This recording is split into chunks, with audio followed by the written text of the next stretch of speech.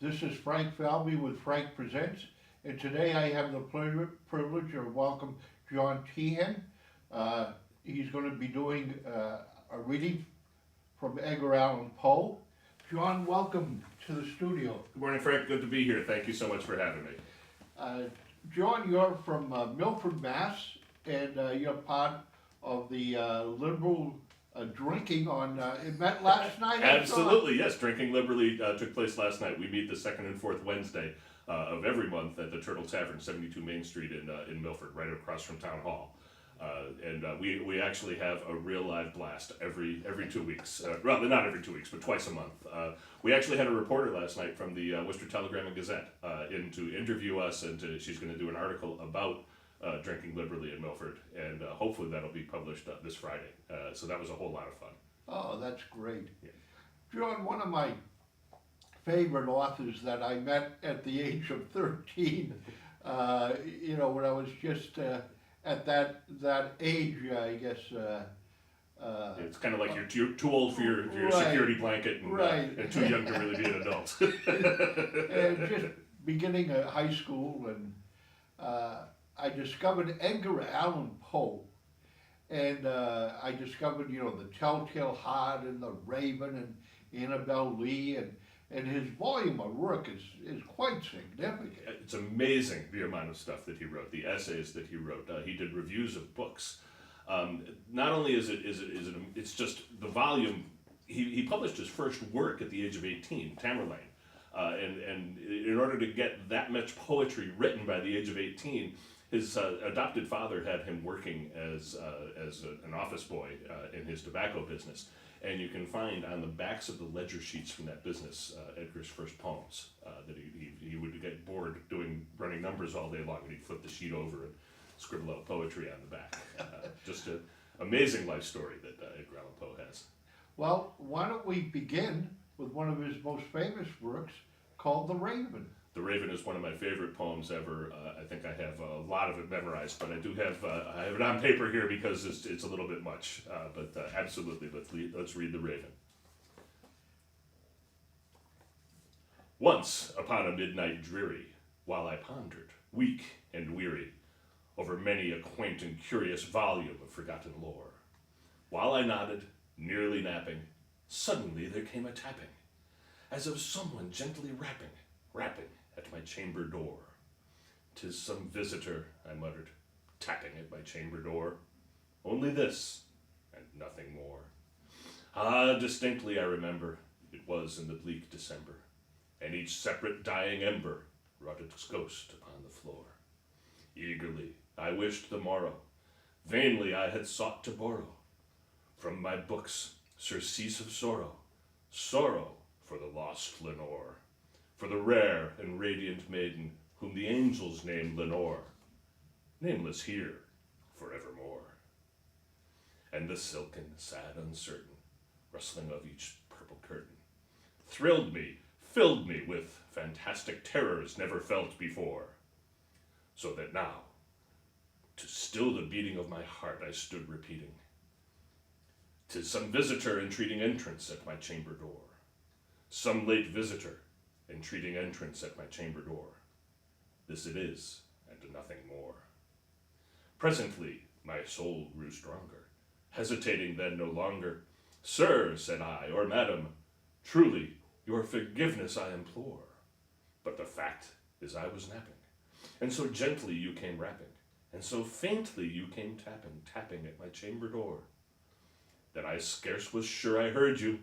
Here I opened wide the door. Darkness there, and nothing more. Deep into that darkness peering, long I stood there wondering, fearing, doubting, dreaming dreams no mortal ever dared to dream before. But the silence was unbroken, and the stillness gave no token, and the only word there spoken was the whispered word, Lenore. This I whispered, and an echo murmured back the word, Lenore. Merely this, and nothing more. Back into the chamber turning, all my soul within me burning, soon again I heard a tapping somewhat louder than before. "Surely," said I, "surely that is something at my window lattice. Let me see then what thereat is, and this mystery explore. Let my heart be still a moment, and this mystery explore. 'Tis the wind, and nothing more. Open here I flung the shutter, when, with many a flirt and flutter, in there stepped a stately raven of the saintly days of yore. Not the least obeisance made he, not a minute stopped or stayed he, but with mien of lord or lady perched above my chamber door, perched upon a bust of Pallas, just above my chamber door, perched and sat, and nothing more. Then this ebony bird beguiling my sad fancy into smiling, by the grave and stern decorum of the countenance it wore. Though thy crest be shorn and shaven, thou, I said, art sure no craven. Ghastly, grim, and ancient raven, wandering from the nightly shore, tell me what thy lordly name is on the night's Plutonian shore. Quoth the raven, nevermore. Much I marveled this ungainly fowl to hear discourse so plainly, though its answer little meaning, little relevancy bore.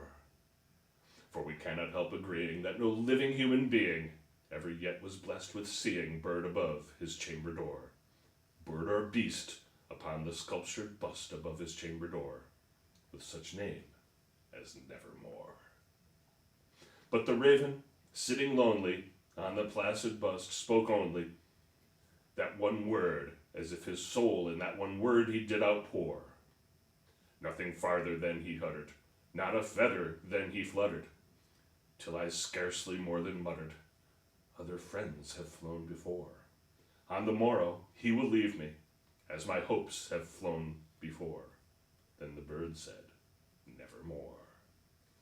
Startled at the stillness, broken by reply so aptly spoken, doubtless, said I, what it utters is its only stock and store, caught from some unhappy master, whom unmerciful disaster followed fast and followed faster, till his songs one burden bore, till the dirges of his hope that melancholy burden bore, of nevermore.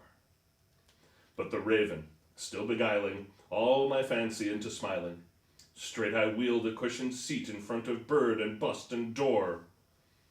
Then upon the velvet sinking, I betook myself to linking fancy unto fancy, thinking what this ominous bird of yore, what this grim, ungainly, ghastly, gaunt and ominous bird of yore meant in croaking nevermore. This I sat engaged in guessing, but no syllable expressing, to the fowl whose fiery eyes now burned into my bosom's core. This and more I sat divining, with my head at ease reclining on the cushion's velvet lining that the lamplight glowered o'er, but whose velvet violet lining with the lamplight gloating o'er, she shall press, nevermore. Then, methought, the air grew denser, perfumed from an unseen censer, swung by seraphim whose footfalls tinkled on the tufted floor.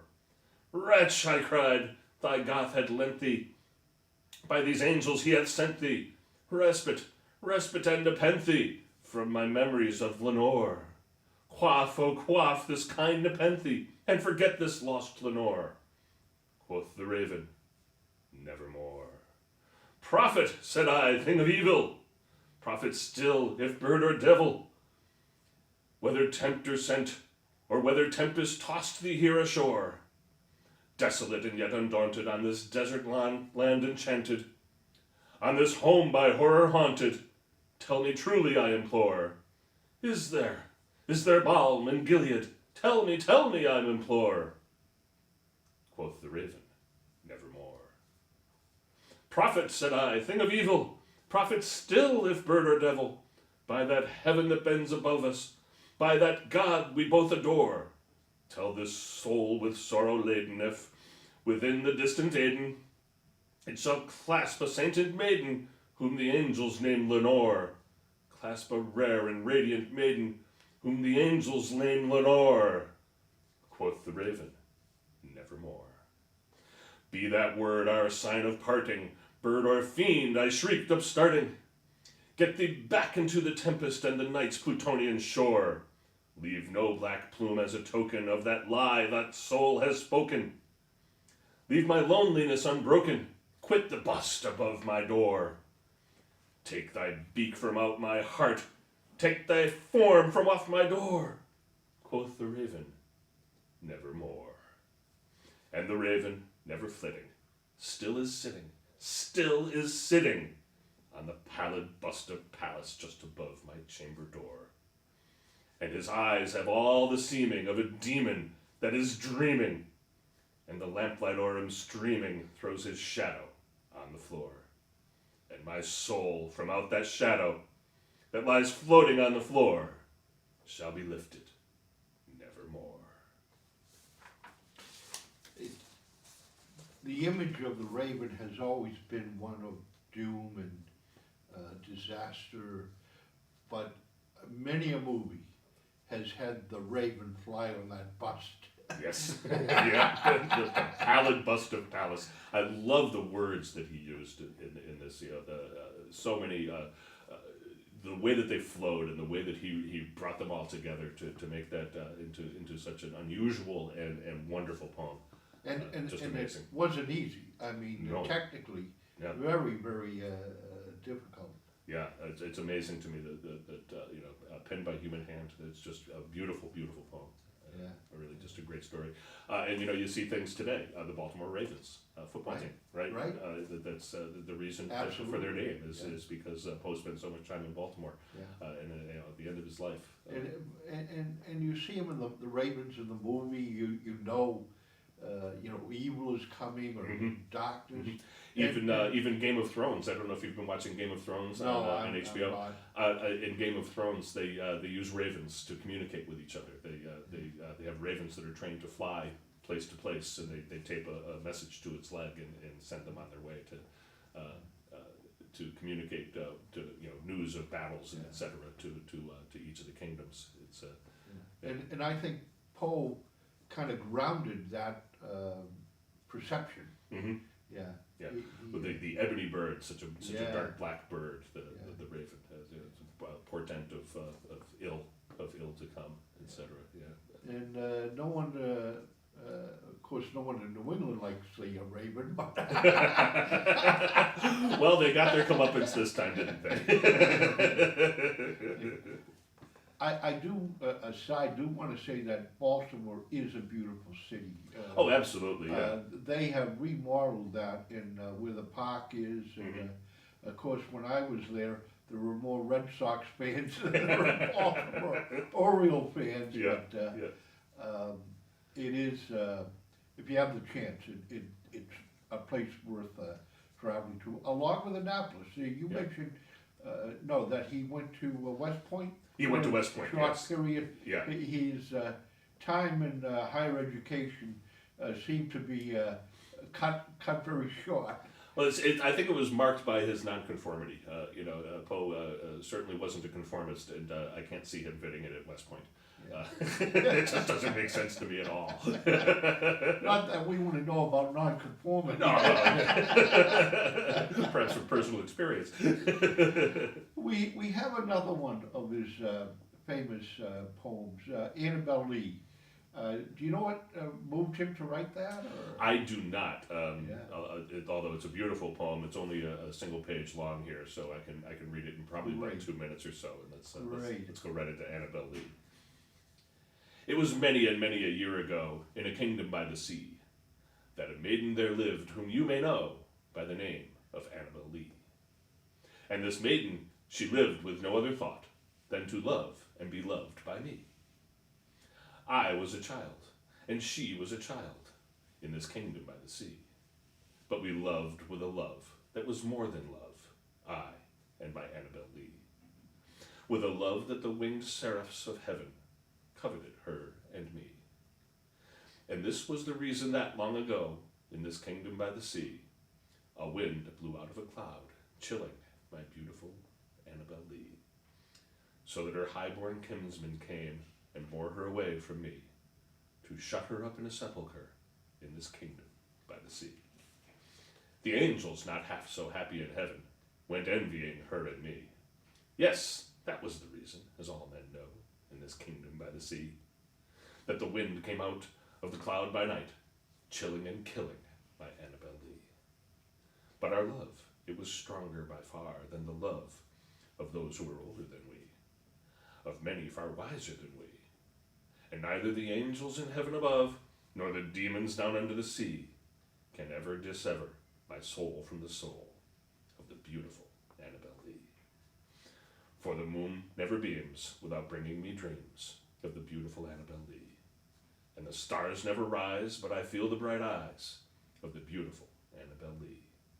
And so, all the night tide, I lie down by the side of my darling, my life and my bride, in her sepulchre there by the sea, in her tomb by the sounding sea. Wonderful. Annabel Lee's beautiful poem. Did Really he ever is. marry? I don't remember. I don't think he ever did. I don't think he had any Yeah. children. There's no descendants of Yeah, Poe. I don't think so either. Yeah. Yeah. There's a Poe museum in Richmond, Virginia. Really? Which, if you're ever in Richmond, I would highly recommend visiting. They have regular events scheduled. They have exhibits. There's a museum all about his life, his works, Wow. and all that kind of stuff. That's where PoeMuseum.org is where I did a little bit of research on him today, just to make sure that it was Yeah. fresh in my mind. Obviously, I learned a lot about Poe Yeah. 40 years ago when I was in high school. But Well, he's noted for his short stories, among other literary criticism in Yeah. other words. he's actually considered the father of the modern detective story as well. Some of the stuff that he did, the murders Yeah, of Newborg and things yeah, like that. Yeah, I wouldn't be surprised. yeah. He's just The detective story in the sense of magazines, Right. short stories, right in the genre. Yes, the genre of of the detective and all the work that he did to solve crimes, etc. Yeah, his life was the end of his life is actually shrouded in a little bit of mystery. There's some controversy about exactly how he died. The story that I've always heard was that he was basically in a psychotic break and was wandering around Baltimore, saying very weird things and inspiring a lot of hatred. And there was a mob apparently that surrounded him and actually killed him, kicked him to death. That was immortalized in a line from the Beatles in their song "I Am the Walrus." They stuck in a line that said, "Man, you should have seen them kicking Edgar Allan Poe." It's a tragic story, which is kind of fascinating to us. Much like Vincent van Gogh, you look at these geniuses, these true geniuses, but they had this self-destructive bent to them that caused a lot of angst and a lot of anguish in their lives. So Well, what short story do we have to share with the public today? we have The Mask of the Red Death. The Mask of the Red Death. Yes, and Great one. This is it's a great story.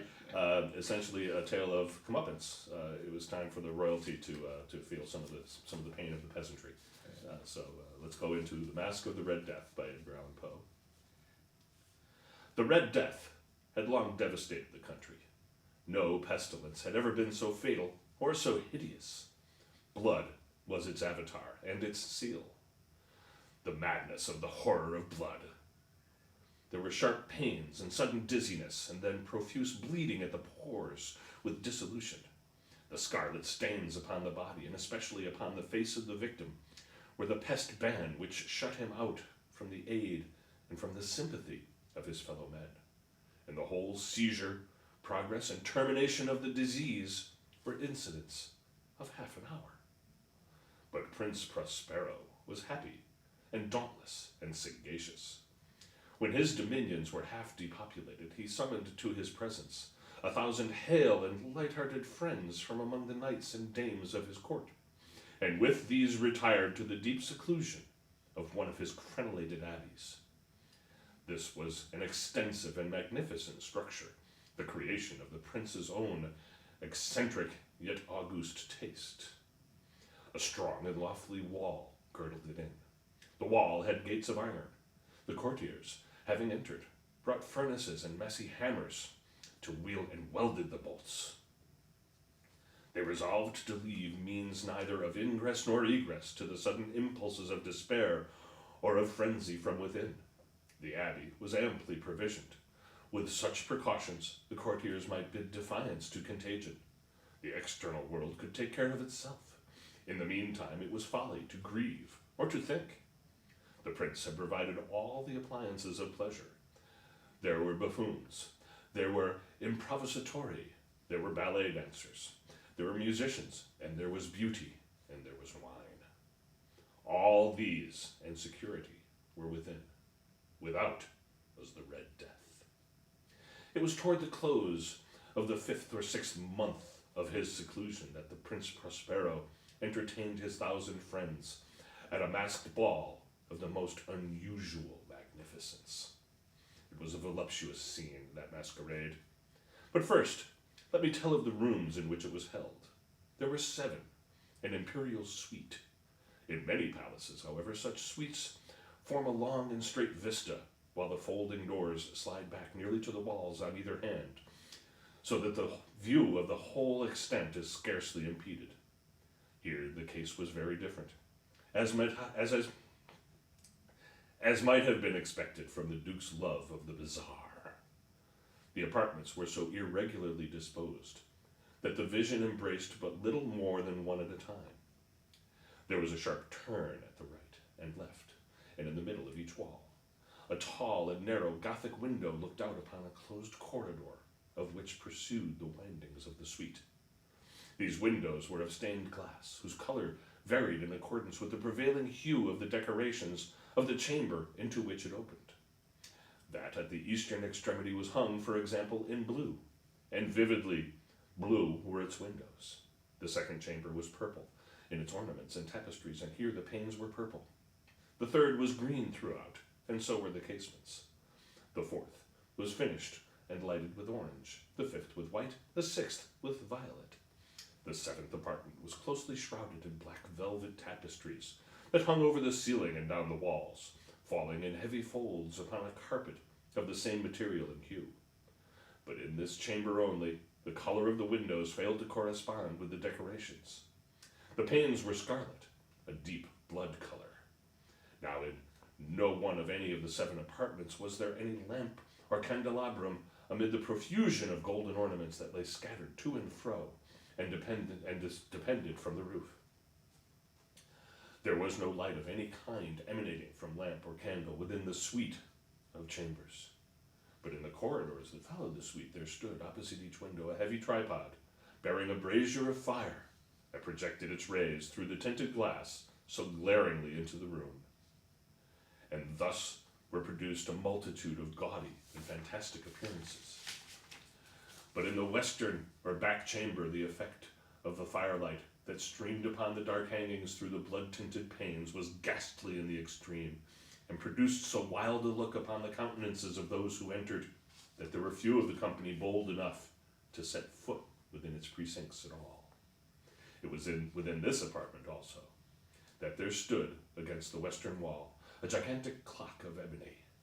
Its pendulum swung to and fro with a dull, heavy, monotonous clang, and when the minute hand made the circuit of the face and the hour was to be stricken, there came from the brazen lungs of the clock a sound which was clear and loud and deep and exceedingly musical, but of so peculiar a note and emphasis that, at each lapse of an hour, the musicians of the orchestra were constrained to pause momentarily in their performance to hearken to the sound, and thus the waltzers, perforce, ceased their evolutions, and there was a brief disconcert of the whole gay company. And while the chimes of the clock yet rang, it was observed that the giddiest grew pale, and the more aged and sedate passed their hands over their brows, as if in confused reverie or meditation. But when the echoes had fully ceased, a light laughter at once pervaded the assembly. The musicians looked at each other and smiled, as if at their own nervousness and folly, and made whispering vows, each to the other, that the next chiming of the clock should produce in them no similar emotion.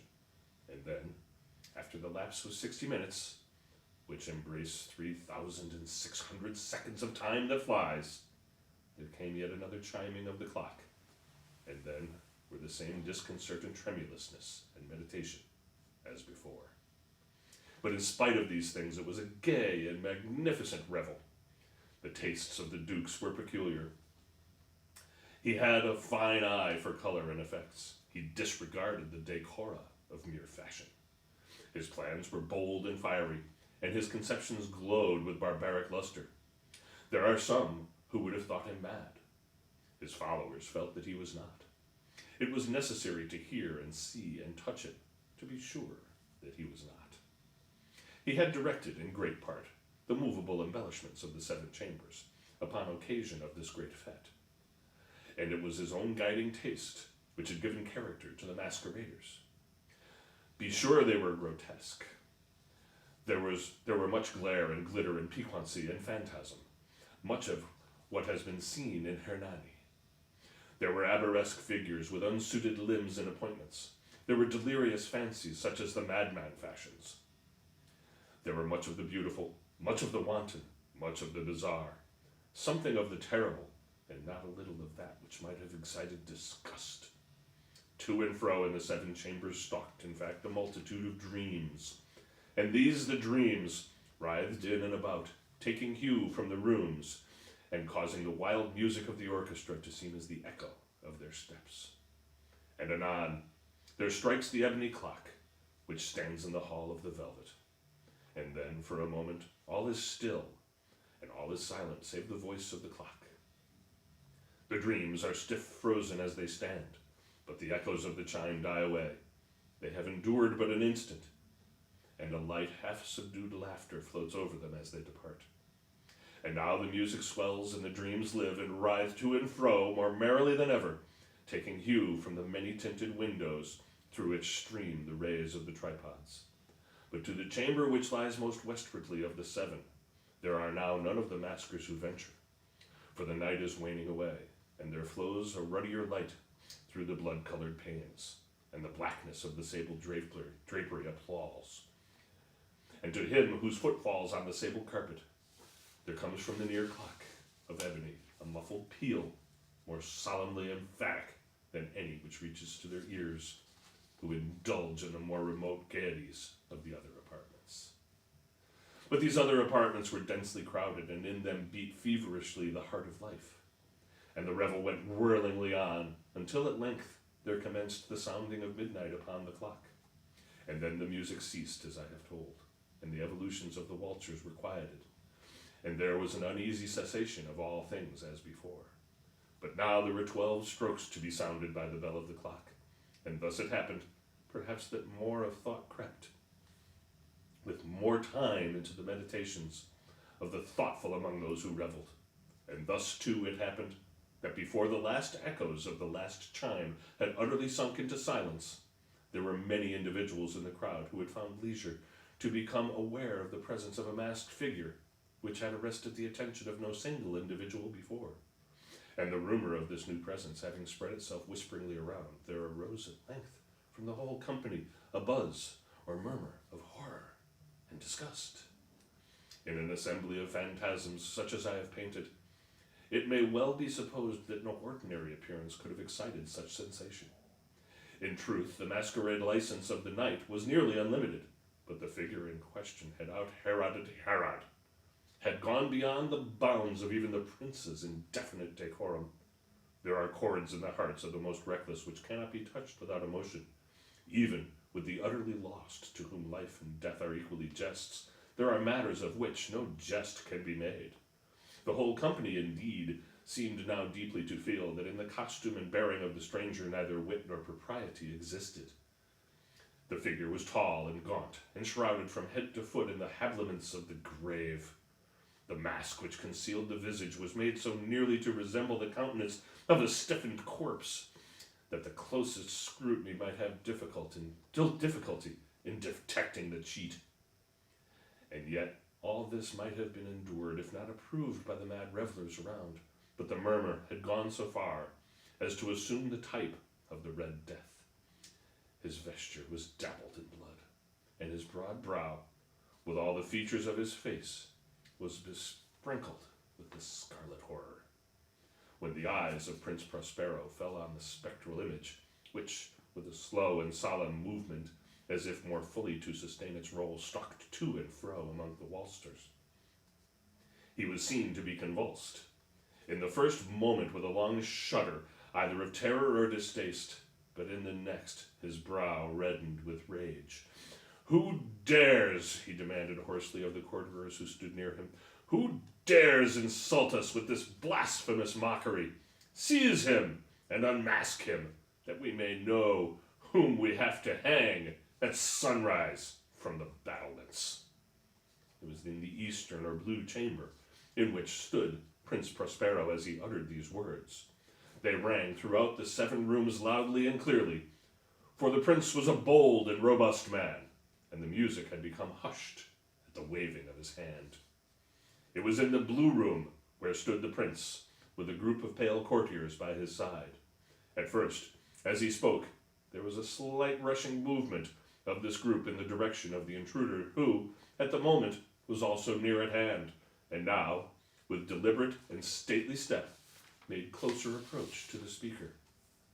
But from a certain nameless awe with which the mad assumptions of the mummer had inspired the whole party, there were found none who put forth a hand to seize him, so that, unimpeded, he passed within the yard of the prince's person, and while the vast assembly, as with one impulse, shrank from the centers of the room to the walls, he made his way uninterruptedly, but with the same solemn and measured step which had distinguished him from the first, through the blue chamber to the purple to the green, through the green to the orange, through this again to the white, and even thence to the violet, ere a decided movement had been made to arrest him.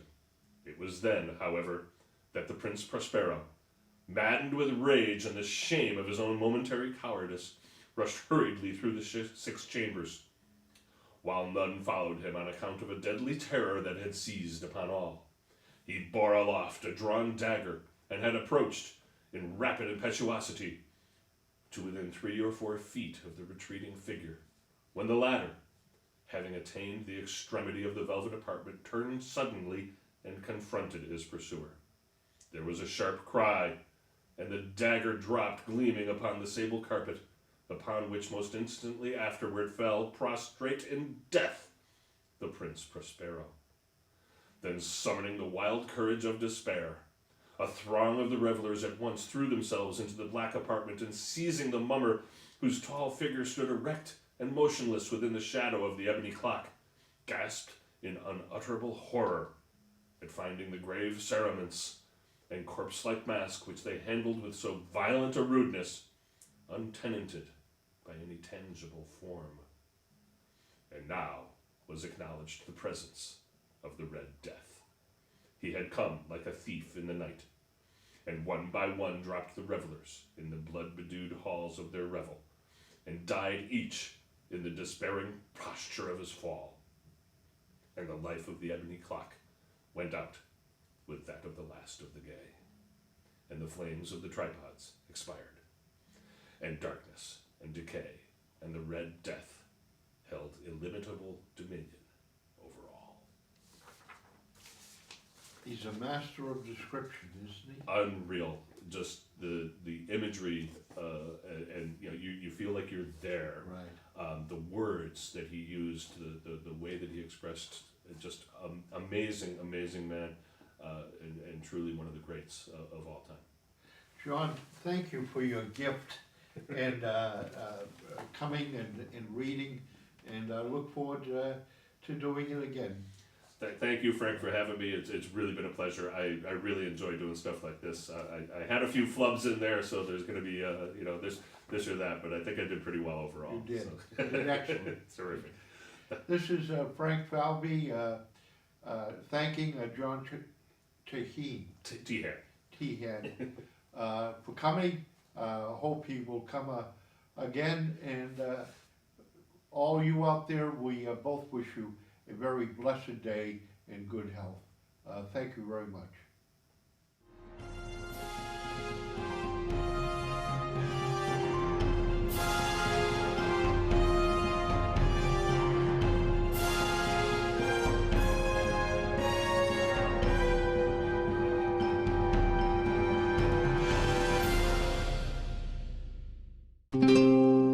This program was made possible by your Franklin friends and neighbors. Good folks just like you. Thanks for supporting Franklin TV. And thanks for watching.